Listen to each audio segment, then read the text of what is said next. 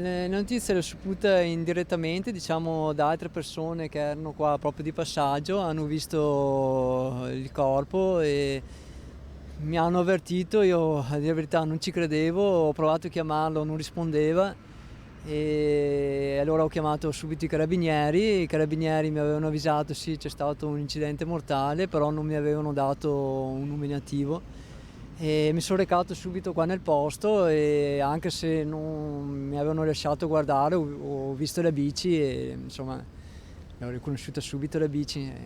Una bici distrutta, il segno di riconoscimento del campione Davide Rebellin e il simbolo che resta della tragedia consumata in strada oggi a Montebello Vicentino. La vita dell'ex campione di ciclismo, spezzata a 51 anni mentre si allenava lungo la regionale 11, strada del Vicentino che conosceva bene. Nato a San Bonifacio, da anni viveva a Monte Carlo e si recava spesso a Lonigo, dove vive la famiglia.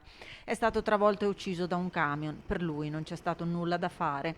Il campione, ex ciclista su strada, professionista dal 1992, specialista delle classiche, aveva partecipato ad ottobre alla Veneto Classic, percorso che da Treviso lo aveva portato a tagliare il traguardo a Bassano del Grappa, dove ha chiuso la sua carriera dopo 30 anni di gare. Aveva appena dato l'addio alla carriera ciclistica e professionistica e lui comunque, come vede, si stava allenando sempre tutti i giorni perché era la sua vita, la sua passione e comunque aveva degli altri progetti con le bici e purtroppo il destino è andato così, insomma.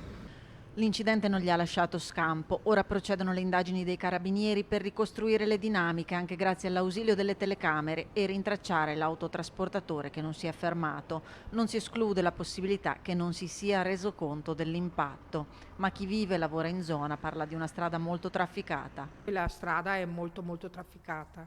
Dispiace che questo gravissimo incidente sia successo sul nostro territorio, che conta moltissimi appassionati di ciclismo.